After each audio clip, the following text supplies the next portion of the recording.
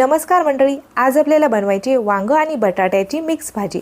ही भाजी बनवण्यासाठी एकदम सोपी आहे, झटकीपट तयार होते। जर तुम्ही या वेगळ्या पद्धतीने वाटण तयार करून हे आलू आणि वांग्याची भाजी तयार केली तर वांग्याची जी भाजी आहे ती अप्रतिम चवीची तयार होते। वेगळ्या पद्धतीचं वाटण तयार करून आपल्याला एकदम चविष्ट अशी वांग्याची ही भाजी तयार करायची आहे। वांग आणि बटाट्याची भाजी तयार करण्यासाठी आपण या ठिकाणी 3 वांगे घेतलेले आहेत आणि 2 बटाटे घेतलेले आहेत। आता तुम्हाला जर वांगे जास्त आवडत असेल तर तुम्ही वांगे वाढू शकता, बटाटे जास्त आवडत असेल भाजीमध्ये तर बटाट्याचा वापर जास्त करू शकता। बटाट्यावरील मी या ठिकाणी साल काढून घेतलेला आहे। आता आपल्याला या ठिकाणी बटाटे मोठ्या तुकड्यामध्ये चिरून घ्यायचे आहेत। जशा पद्धतीने बटाट्याच्या फोडी कट केलेल्या आहेत त्याच पद्धतीने आपल्याला वांग्याच्या देखील फोडी कट करून घ्यायच्या आहेत। कट करून घेतलेला बटाटा आणि कट करून घेतलेलं वांग आपल्याला मिठाच्या पाण्यामध्ये टाकून घ्यायचं आहे।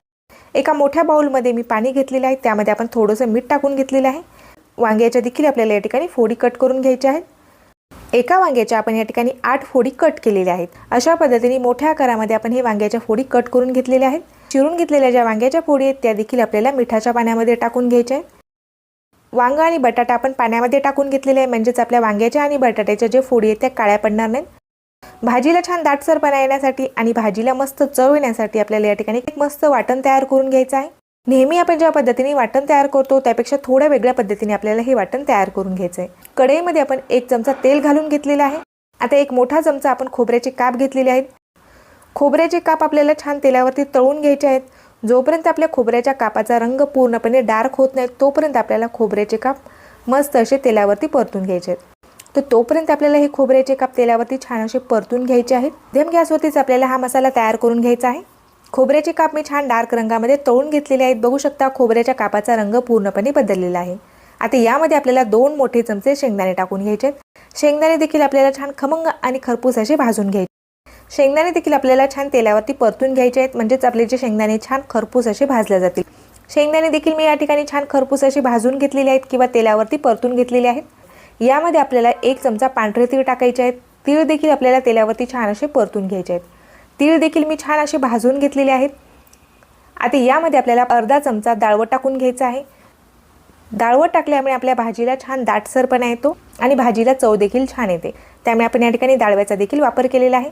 डाळवं देखील आपण तेलावरती जरा वेळ परतून घेतलेला आहे। सर्व साहित्य छान असे आपण भाजून घेतलेले आहेत।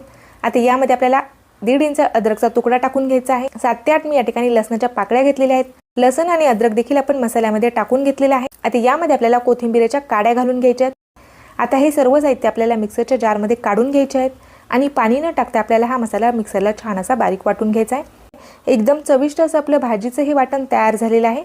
आता आपल्याला लगेचच भाजीला फोडणी देऊन घ्यायची आहे। कढईमध्ये मी 2 ते 3 चमचे तेल घालून घेतलेलं आहे। तेल छान तापलेलं आहे, यामध्ये मी 1 चमचा मोहरी घालून घेतलेली आहे। मोहरीचा वापर मी थोडा जास्त केलेला आहे। मोहरी आपली छान फुटलेली आहे, यामध्ये आपल्याला अर्धा चमचा जिरे घालून घ्यायचे आहेत। जिरे हे आपले छान फुललेले आहेत। आता मिक्सरला आपण वाटून घेतलेलं जे वाटण आहे ते वाटण आपल्याला यामध्ये घालून घ्यायचं आहे। वाटण आपल्याला तेल सुटेपर्यंत छान असं परतून घ्यायचं आहे। यामध्ये काही सुके मसाले देखील आपल्याला घालून घ्यायचे। पाव चमचा आपण यामध्ये हळद घालून घेतलेली आहे। अर्धा चमचा आपल्याला यामध्ये लाल तिखट टाकून घ्यायचं आहे। 1 चमचा आपण यामध्ये कांदा लसूण मसाला घालून घेतलेला आहे। अर्धा चमचा मी यामध्ये काश्मीरी लाल मिर्च पावडर टाकलेला आहे।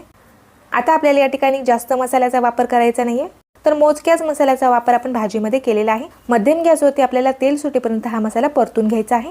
मसाल्यामधून छान तेल सुटलेला आहे। मसाला आपण छान असा तळून घेतलेला आहे। त्यामध्ये आपल्याला वांग्याच्या आणि बटाट्याच्या फोडी घालून घ्यायच्या आहेत। बटाटा आणि वांग्याच्या फोडी आपण मसाल्यामध्ये छान अशा मिक्स करून घेतलेल्या आहेत। आता यामध्ये मी गरम पाणी घालून घेत आहे। 1 ते 1.5 ग्लास आपल्याला यामध्ये पाणी घालून घ्यायचं आहे। चवीनुसार आपल्याला यामध्ये मीठ घालून घ्यायचं आहे। भाजीमध्ये आपण पाणी घातलेलं आहे आणि भाजीला आपण छान असं मिक्स करून घेतलेलं आहे। यावरती झाकण ठेवायचं आहे आणि भाजी आपल्याला 5 ते 6 मिनिट छान अशी शिजवून घ्यायची आहे। भाजीवरती मी झाकण ठेवलेलं आहे आणि 4 मिनिट आपण भाजी छान अशी शिजवून घेतलेली आहे। 4 मिनिट आपण याला झाकून ठेवलं होतं। 4 मिनिटानंतर मी परत एकदा झाकण उघडून घेतलेले आहे। भाजी आपल्याला परत एकदा छान अशी मिक्स करून घ्यायची आहे, म्हणजेच आपले जे वांगे आणि बटाटे ते छान असे शिजले जातील। परत आपण यावरती झाकण ठेवलेलं आहे आणि परत आपल्याला 2 ते 3 मिनिट भाजी छान अशी शिजवून घ्यायची आहे। 6 ते 7 मिनिट झालेले आहेत आणि आपली जी भाजी आहे त्यात एकदम मस्त अशी तयार झालेली आहे। एकदम झणझणीत मस्त अशी आपली बटाटा आणि वांग्याची भाजी तयार झालेली आहे। जर तुम्हाला भाजी थोडीशी पातळ हवी असेल तर तुम्ही या स्टेजला गॅस बंद करू शकता, पण मी या ठिकाणी भाजी थोडीशी अटून घेणार आहे। थोडीशी भाजी आपल्याला घट्ट करायची आहे। तर अशा पद्धतीने आपण एवढी घट्ट ही भाजी तयार करून घेतलेली आहे। यामधील जो बटाटा आहे तो छान शिजलेला आहे। वांग देखील आपले छान शिजलेले आहे।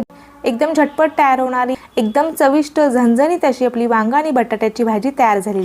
मस्त अप्रतिम चवीची आपली वांग आणि बटाट्याची ही भाजी तयार होते। व्हिडिओ जर आवडला असेल तर व्हिडिओला लाईक करायला विसरू नका। अशाच नवीन रेसिपी बघण्यासाठी चॅनलला सबस्क्राईब केलं नसेल तर लगेचच सबस्क्राईब करून घ्या।